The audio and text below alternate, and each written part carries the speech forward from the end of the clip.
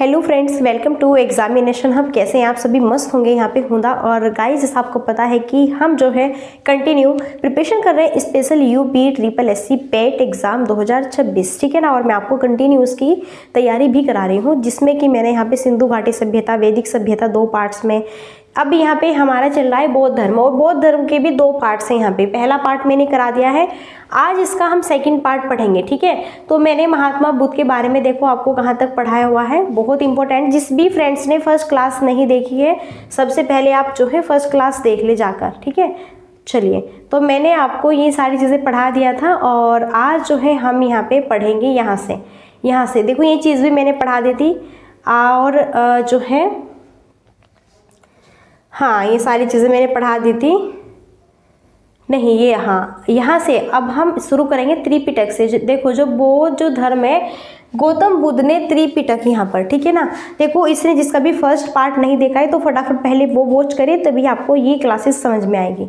हम गौतम बुद्ध के बारे में पढ़ रहे हैं। तो गौतम बुद्ध के यहाँ पे त्रिपिटक है, और ये जो है श्री फोल्ड बास्केट बी से कहा जाता है। क्या? श्री फोल्ड बास्केट बी से कहा जाता है त्रिपिटकों को।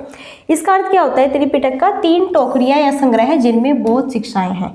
3 क्या टोकरी? त्रिपिटक का नाम क्या है? 3, यानी 3 इनके यहाँ पे पिटक है, ठीक है ना, जिन्हें इन्होंने टोकरियां या संग्रह भी कहा।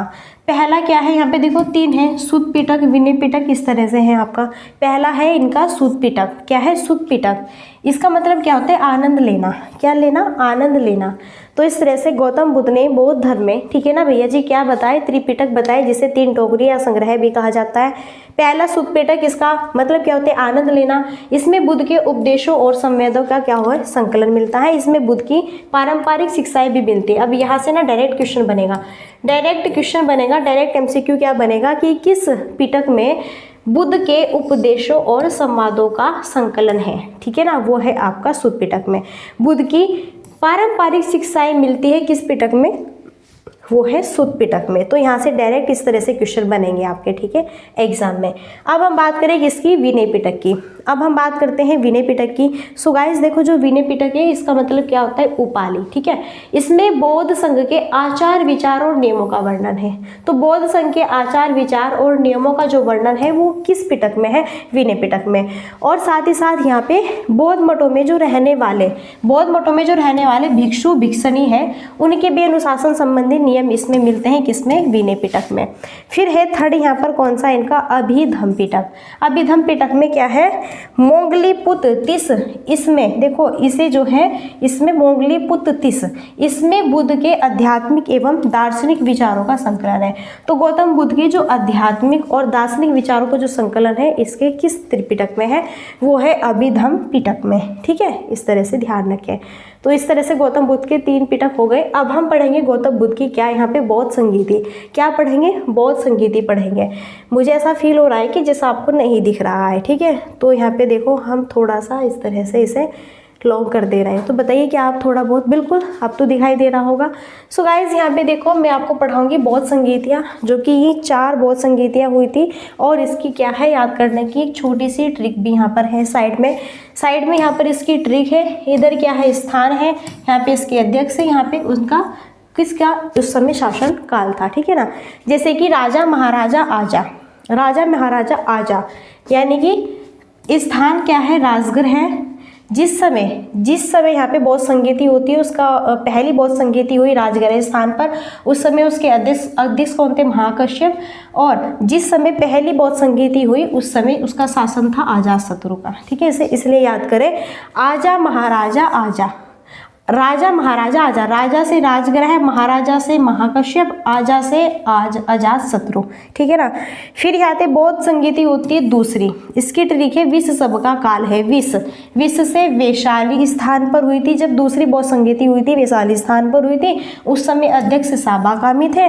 उस समय काला शोक का शासनकाल था, ठीक है ना। फिर है यहाँ पे पीटो गली में आशिक। तीसरी यहाँ पे बौद्ध संगीति है। पीटो से पाटलिपुत्र का उस समय स्थान था जब तीसरी बौद्ध संगीति हुई। और उस समय अध्यक्ष कौन थे? मोगली पुत्तिस्य थे, और उस समय शासन था अशोक का। फिर चौथी यहाँ पे होती है कुंवर जी कंगाल है। कुंवर से कुंडल वन में होती है। जब चौथी बौद्ध संगीति होती है किसी स्थान पर कुंडल वन में होती है, उस समय अध्यक्ष वसुमित्र जी होते हैं और उस समय शासनकार होता है किसका, कनिष्क का।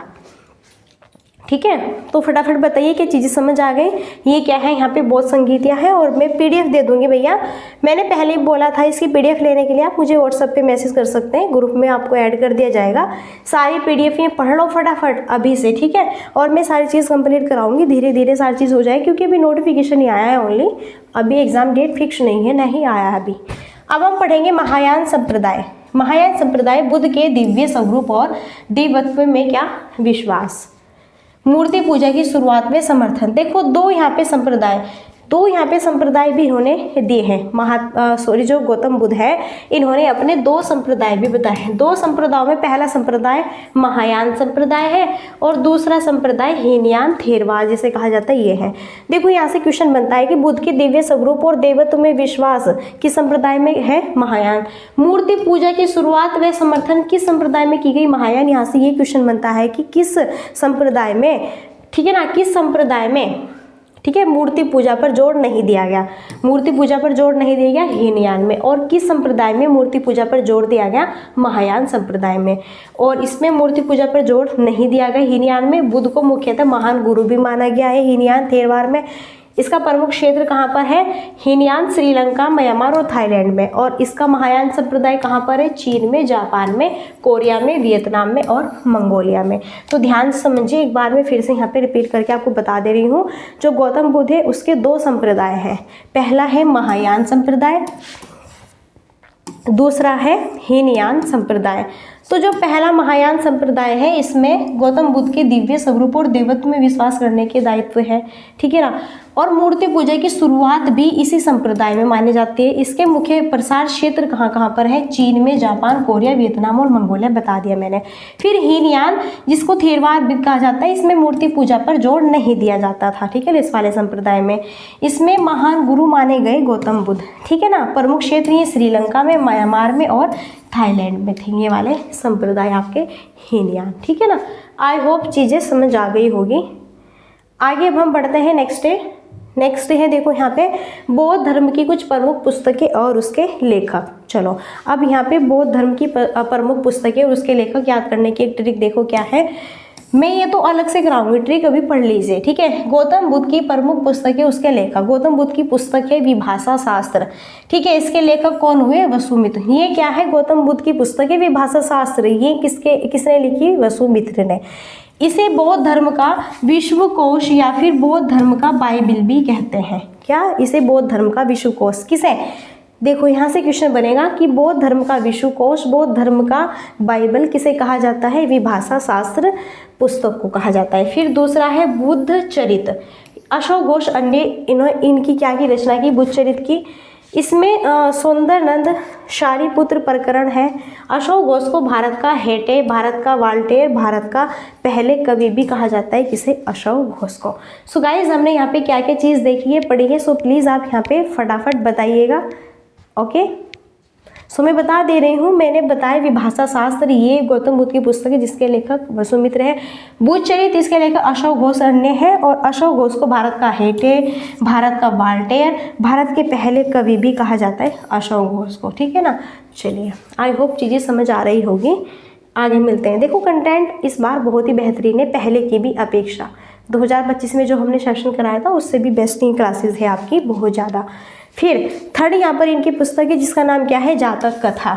इसमें महात्मा बुद्ध के पूर्व जन्मों की कहानी है और इसमें 33 कहानियाँ हैं। तो यहाँ से क्वेश्चन बनता है कि किस कथा में, ठीक है, किस पुस्तक में, जातक कथा पुस्तक है, किस पुस्तक में महात्मा बुद्ध के पूर्व जन्मों की कहानियां हैं, जातक में। फिर 4 यहाँ पे लाइट ऑफ एशिया की पुस्तक है, गौतम बुद्ध की जीवन पर आधारित एडविन अर्नाल्ड द्वारा ये लिखी गई है, ठीक है ना। फिर 5वीं पुस्तक है मिलीनंद पन्नो, ये नागसेन के द्वारा लिखी गई है। 6ठी इनकी पुस्तक है विशुद्धिमग, ये बुद्ध घोष के द्वारा लिखी गई है। तो आपका काम क्या है भैया, इन्हें फटाफट अपने दिमाग में फिक्स कर लीजिए, ओके। नेक्स्ट है आगे। अब हम देखेंगे प्रमुख बौद्ध शिक्षा केंद्र। देखो जिस समय गौतम बुद्ध थे उस समय कौन कौन से शिक्षा के क्षेत्र थे? तक्षशिला शिक्षा क्षेत्र था, नालंदा शिक्षा क्षेत्र था, ठीक है ना, वल्लभी विश्वविद्यालय था, विक्रमशिला था, औदंतीपुरी आदि, ये सब शिक्षा के क्षेत्र थे गौतम बुद्ध के टाइम पर। विक्रमशिला विश्वविद्यालय की स्थापना पाल शासक धर्मपाल ने की थी। यहाँ से क्वेश्चन बनता है ये जो विक्रमशिला विश्वविद्यालय इसकी स्थापना किसने की थी? पाल शासक हुए धर्मपाल, इसने की थी। यहाँ से क्वेश्चन बनेगा सीधा सीधा। फिर यहाँ पे चीनी यात्री भी आया, देखो उस समय जब गौतम बुद्ध थे तो चीनी यात्री भी आता है। चीनी यात्री है जिसका नाम क्या है? ह्वेनसांग नामक चीनी विद्वान भारत आया। उसने भी बौद्ध धर्म और भारतीय शिक्षा केंद्रों का क्या किया भैया? अध्ययन किया। देखो चीनी यात्री, यहाँ से बहुत क्वेश्चन बनता है और हर एग्जाम में, ये नहीं कि पैट में बनेगा। एसएससी जितने भी टॉप लेवल के यहाँ पे एग्जाम्स है कंपटीशन वाले, उन सब में ये क्वेश्चन बनता है ह्वेनसांग का, कि चीनी यात्री है ह्वेनसांग, ठीक है, ये भारत आया, इसने किसका इन्होंने अध्ययन किया? बौद्ध धर्म का और भारतीय शिक्षा केंद्रों का इसने अध्ययन किया भारत में, ठीक है ना। आगे नेक्स्ट है कुछ छोटे छोटे पॉइंट है, जैसे अशोक राम विहार कहाँ पर है? ये है भैया जी वैशाली में। बोरोबुडुर बौद्ध मंदिर कहाँ पर है? इंडोनेशिया में स्थित है। त्रिरश्मि बौद्ध गुफा परिसर जहाँ 3 गुफाएं खोजी गई हैं, वो कहाँ पर है भैया जी? महाराष्ट्र में। कह रही हूँ कुछ भी और अदर पढ़ने की जरूरत नहीं है अगर आप ये कंटिन्यू क्लास देखते हैं, क्योंकि मैंने एक भी कंसेप्ट नहीं छोड़ा, सारी चीज़ों को मैंने इंक्लूड किया हुआ है, ठीक है ना, इन पीडीएफ में। अब गौतम बुद्ध के प्रमुख गुरु और दर्शन कौन हुए? देखो गौतम बुद्ध के प्रमुख गुरु और दर्शन, आलार कलाम ये सांख्य दर्शन के थे, इनके गुरु। देखो गौतम बुद्ध के गुरु और उनके ये किस दर्शन से संबंधित? तो गौतम बुद्ध का गुरु हुए आलार कलाम जो कि सांख्य दर्शन से संबंधित है। उद्दक रामपुत्र, ठीक है, रुद्र करामपुत्र ये भी गौतम बुद्ध के गुरु थे जो कि योग दर्शन से संबंधित थे। फिर है बृहस्पति गुरु, इनके गौतम बुद्ध के ये बृहस्पति गुरु, ये वैदिक दर्शन से संबंधित है। इस तरह से गौतम बुद्ध के ही 3 यहाँ पे गुरु हैं और इनके गुरु किन किन दर्शन से संबंधित है?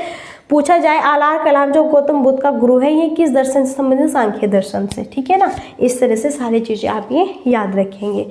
आई होप आपको चीज़ें समझ आ गई होगी। चलिए अब गाइस मैं आपको बताऊंगी बौद्ध धर्म के प्रमुख मठ। क्या बताऊंगी? अब मैं आपको बताऊंगी यहाँ पे बौद्ध धर्म के प्रमुख मठ, जिसमें पहला है लद्दाख, दूसरा हिमाचल प्रदेश, तीसरा अरुणाचल प्रदेश, चौथा है क्या? कर्नाटक। ध्यान दीजिए बौद्ध धर्म के प्रमुख मठों की हम यहाँ पे बात कर रहे हैं। तो देखो जो गौतम बुद्ध है, जो बौद्ध धर्म है, उनके मठ कहाँ पर है? जैसे लद्दाख में है हेमिस, ठीक से शंकर। पूछा जा सकता है कि जो हेमिस यहाँ पे बौद्ध धर्म का जो हेमिस मठ है, क्या है? हेमिस मठ है इनके, ठीक है ना, वो कहाँ पर है? लद्दाख में है। हिमाचल प्रदेश में इनके मठ है ताबो, शशुर, नाको की गोम्पा और मैक्लोडगंज, ठीक है। अरुणाचल प्रदेश में इनके मठ का नाम क्या है? तवांग मठ है, जो कि भारत का सबसे बड़ा मठ है तथा विश्व का दूसरा मठ है। कौन सा? तवांग मठ। यहाँ से क्वेश्चन बन सकता है कि तवांग मठ जो है गौतम बुद्ध के प्रमुख जो मठ है तवांग मठ, ये भारत का सबसे बड़ा है कि छोटा? बड़ा है और विश्व का दूसरा। फिर कर्नाटक में क्या? बेलकुप्पे मठ इनका क्या है? कर्नाटक में बेलकुप्पे मठ है, ठीक है ना, याद रखें। आगे यहाँ पर है फिर पश्चिम बंगाल में गौतम बुद्ध का एक मठ है घूम मठ, यहाँ से क्वेश्चन बनेगा। फिर सिक्किम में मठ है लिंगडम और रूमटेक ये मठ, ठीक है। पहली मानव प्रतिमा जिनकी पूजा की गई वो हुए कौन? यहाँ पे गौतम बुद्ध, ठीक है ना। देखो पहली ऐसी मानव प्रतिमा है जिनकी क्या की गई? पूजा की गई। मानव कहते हैं ना कि भगवान की पूजा करते हैं, क्या कहते हैं? भगवान की, लेकिन यहाँ पर मानव की भी पूजा हुई और वो मानव महापुरुष कौन हुए? हमारे गौतम बुद्ध जी, ठीक है ना। गंधार कला शैली यूनान राष्ट्र की कला से ये क्या है? प्रभावित थी। ओके अच्छा, बुद्ध के समय प्रसिद्ध चिकित्सक कौन थे? जीवक। जिस समय बुद्ध का टाइम था उस समय बुद्ध के समय, ठीक है, बहुत ही फेमस चिकित्सक कौन हुए? जिसे जो है डॉक्टर वगैरह हम कहते हैं आज के टाइम में, उनका नाम क्या था? जीवक था उनका नाम। ओके आगे यहाँ पर देखो नेक्स्ट है बौद्ध स्थल पर महिलाओं को पहली बार संघ में नियुक्त वैशाली में किया गया था। देखो बौद्ध स्थल पर महिलाओं को पहली बार संघ में नियुक्त कहाँ पे किया गया था, वैशाली में। फिर यहाँ पर क्या है, चेठियागिरी विहार सांची में मनाया जाने वाला एक क्या है, बौद्ध त्योहार है। बौद्ध तीर्थ स्थान दांत का मंदिर कहाँ पर स्थित है, देखो बौद्ध तीर्थ स्थान है दांत का मंदिर श्रीलंका में। क्वेश्चन बनेगा बौद्ध धर्म के भिक्षुओं के लिए चैत्य और विहारों का निर्माण किया गया था। बौद्ध धर्म के भिक्षुओं और विहारों का निर्माण भी किया गया था, ठीक है ना। तो सारी चीज़ें मैंने बताई आपको। चेठियागिरी विहार सांची में मनाए जाने वाला एक बौद्ध यहाँ पर क्या है, त्योहार है। ओके, कंप्लीट है ना। अभी आगे देखते हैं यहाँ पे कुछ और इम्पोर्टेंट पॉइंट्स है।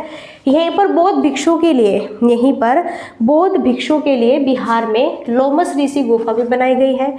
यहीं पर धमेक स्तूप का निर्माण सारनाथ में सम्राट अशोक के द्वारा किया गया है। यहीं पे मोगांव गुफाएं, जिन्हें हजारों बुद्धों की गुफाएं भी कहा जाता है, यह भी चीन में स्थित है। तो देखो यूपी SSC पेट के एग्जाम में कैसे क्वेश्चन बनेगा। क्वेश्चन पहला ये बनेगा बौद्ध भिक्षुओं के लिए बिहार में लोमस ऋषि गुफा कहाँ, या तो ये बनेगा कि लोमस ऋषि गुफा, ठीक है ना, कहाँ बनाई गई है आपकी, ये बिहार में।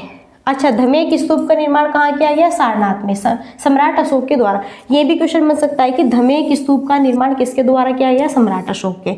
धमेक स्तूप का निर्माण कहाँ पर हुआ, सारनाथ में। फिर क्वेश्चन बनेगा मोगांव गुफा, जिन्हें हजारों बुद्धों की गुफा भी कहा जाता है, यह कहाँ पर है, चीन में है। फिर गृहस्थ जीवन में रहकर बौद्ध धर्म को मनाने वाले लोगों को क्या कहते हैं, उपासक। देखो जो गृहस्थ जीवन में भी रखते हैं, गृहस्थ यानी कि जो भैया जिनकी शादी वादी भी हो चुकी है, बच्चे भी हैं, फिर भी वो, ठीक है ना, बौद्ध धर्म को मानने वाले लोग हैं, उन्हें क्या कहते हैं, उपासक कहते हैं। सिर्फ और सिर्फ ये नहीं कि आप अगर जब ब्रह्मचारी बनोगे या फिर जब तक आप बुद्ध नहीं बनोगे, ठीक है ना, तो तब तक ही आप यहाँ पर क्या होगे, माने जाएंगे कि आप बौद्ध धर्म से संबंधित, ऐसा कुछ नहीं है। ओके, आगे बौद्ध भिक्षुओं द्वारा बाघ गुफाओं की भित्ति चित्रकारी में गाढ़े मिट्टी के प्लास्टर का उपयोग भी किया गया था, जो धार जिला मध्य प्रदेश में बागी नदी के किनारे है। बौद्ध धर्म का सबसे प्राचीन संप्रदाय कौन सा है, थेरवाद या फिर थेरवादी संप्रदाय। यहाँ पे है बोधि वृक्ष को शशांक नामक शासक ने कटवाया था। देखो एक गौतम बुद्ध के नाम से एक बोधि वृक्ष भी था, जिसे किसने कटवाया था, शशांक ने कटवाया था। सो आप ये भी ध्यान रखें, मैंने कहा ना लड्डू, एकदम लड्डू सेशन है, जबरदस्त, ठीक है ना। अब यहाँ पर हम बात करते हैं बौद्ध धर्म को मानने वाले शासक। बौद्ध धर्म को किस किसने माना, बौद्ध धर्म को हर्षवर्धन ने भी, कनिष्क ने भी, बिंबिसार, अशोक, गोपाल ने माना, ठीक है, इन सब ने बौद्ध धर्म को माना। स्तूप क्यों बनाए गए थे, क्योंकि पवित्र स्मृति चिन्ह रखने के लिए। स्तूप क्यों बनाए गए थे, गौतम बुद्ध के याद में, उनकी स्मृति में पवित्र स्मृति चिन्ह रखने के लिए बौद्ध स्तूप यहाँ पे बनाए गए थे। ओके, आई होप अब आपका जो है पूरा जो बौद्ध धर्म है ये कंप्लीट हुआ। और यहाँ से मैं खुद दावे से कह सकती हूँ एक भी क्वेश्चन बाहर नहीं जाएगा, बिल्कुल। अगर एक दो क्वेश्चन यहाँ से बनेंगे, एग्जाम में बनता ही है हर चैप्टर से, तो यहाँ से बाहर बिल्कुल नहीं जाएगा। सो गाइज फटाफट जो है बाप देखो, अगर आपको PDF चाहिए, मैंने कहा है व्हाट्सअप नंबर है 7505890761। आप मुझे उस नंबर पे मैसेज कर सकते हैं, तो आपको ग्रुप में ऐड कर दिया जाएगा। सो गाइज हम मिलते हैं यहाँ पे नेक्स्ट सेशन में, और तब तक के लिए so thanks for watching, keep study and bye bye, take care, जय हिंद, जय भारत, नमस्कार।